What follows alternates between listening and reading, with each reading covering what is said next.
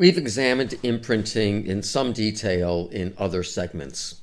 In this segment, the last one that's going to deal with imprinting, I'm going to boldly, maybe foolishly, go where no one has gone before and reformulate Lorenz's imprinting question. So what was his original question? Well, again, he thought that species identification in terms of mating, who should you mate with, basically, when you reach sexual maturity, is innate. So you don't have to learn that. There is no imprinting involved in that. You know your genes have programmed that information into you, according to Lorenz, of course. But he also admitted that there are some species where that may not happen. There are some exceptions to that. And he said, well, faced with the question, so how do they do that? And his answer to this question was, of course, imprinting. They learn who to mate with early in life.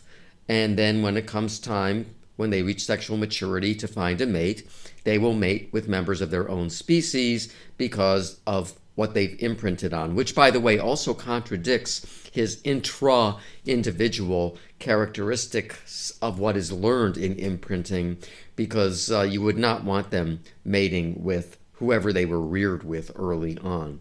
And typically they wouldn't do that. So automatically there's a little bit of an issue here.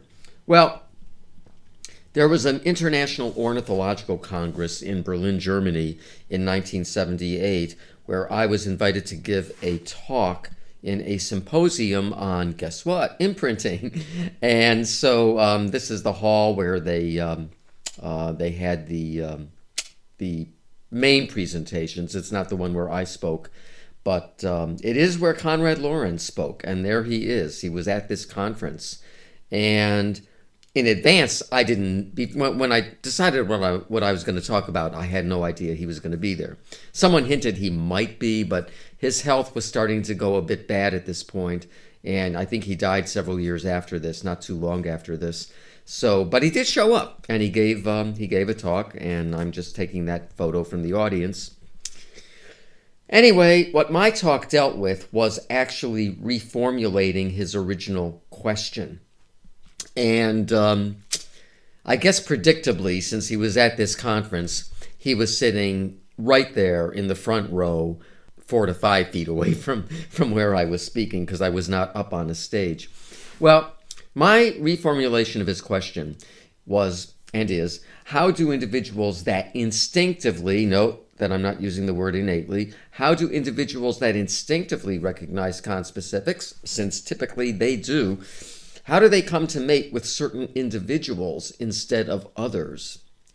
I'm twisting his imprinting question around to suggest that what they're learning early in life is who not to mate with, not who to mate with. Because his question was, well, you're learning who to mate with.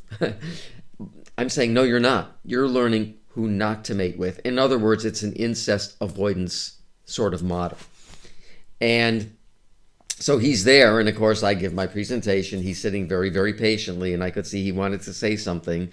So of course, when we had the discussion session right after that, he was among the, I think he was the first to speak. This was taken shortly after that session, by the way, where we had a chance to talk about domestication and things like that. But anyway, his reaction to what I had presented, which for me was quite unexpected, was this. This is a recording of what he said. I'm absolutely enthusiastic about your paper. I thought I was going to get slain, and he was enthusiastic about my paper. And it's like, oh my God, okay, whoa, I just scored big time, especially in Germany, where he is worshipped as a king. So one thing that I incorporated in my talk was something that had just been published by someone who I know very, very well, Sir Patrick Bateson. He has since been knighted, Sir Patrick Bateson. He presented a model of optimal outbreeding, as he called it, which pretty much articulated perfectly with the kind of things that I was talking about, and where I presented my own zebrafinch data, which you saw in another segment, where females learn their father's song and they can recognize it when they reach sexual maturity, not so they can mate with their father, but so that they cannot mate with their father. They know who not to mate with. Basically, that was the data that I was presenting here at this conference. So anyway, Bateson's model is pretty much exactly what I'm talking about. So you have a familiar object. In other words, whoever you're reared with, okay? Then there's levels of increasing novelty you get to the point where there's an incredibly novel object. So if we're looking at mating preferences, you wouldn't really want to mate with a familiar object. Under certain circumstances, you might, given that there may not be any other choice. But you don't want to mate with something too novel either, because that's probably going to be a totally different species altogether. So Bateson said there is this point of optimal discrepancy away from familiarity.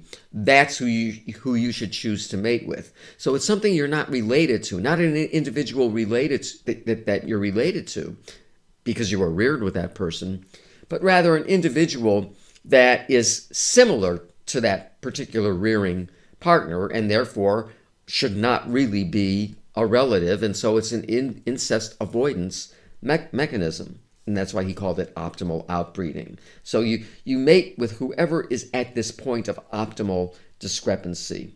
So he tested his own model with Japanese quail who come in different color morphs. So it was a perfect way of setting this up because they do have different color morphs. So here's the white morph over, it's called the white morph, I know it's yellowish brown, on the left, and what's called the brown morph over on the right. So what he did, and I'm not going to present everything he did, I'm just going to present the main finding here. So he reared a brown morph with another brown morph individual, okay? And then he tested them against the rearing partner and a white morph. Who do you want to be with? And the white morph was too novel. And so they actually chose their rearing partner because it was way, way too novel for the brown morph, which is interesting given it's still a member of the same species. But under this testing situation, they actually chose the brown morph because, even though it was the rearing partner, whatever. But then he gave a test, and this is the critical one here. Again, rearing two brown morphs together. And then the test is the rearing partner versus another brown morph that it had never encountered before. And as you might expect, it chose that other brown morph individual to mate with. So yes, it fits his model of optimal outbreeding. So we have our familiar object, and we have our very novel object, and we have the point of optimal discrepancy. So as part of the discussion, because I didn't present his model, I referred to his model in my talk because it had just come out. And Lawrence was there. I'm not sure if he knew about it before this time. And so he commented on it. And again, a recording of what he had to say, some of which is might be a little bit hard to understand, but I think you'll get the gist of it. Bateson's model is excellent, only it ought to be not optimum discrepancy, but optimum unfamiliarity. And I have one illustration to add. When a goose flies away from our colony and stays away for 2 months or so, on coming back, she is most violently courted by all her former friends who did not at all pay attention to her before her absence. And that is the optimum unfamiliarity, and I must add, she is much more courted. A newcomer, an absolute stranger, is not courted at all, not for a long time, usually.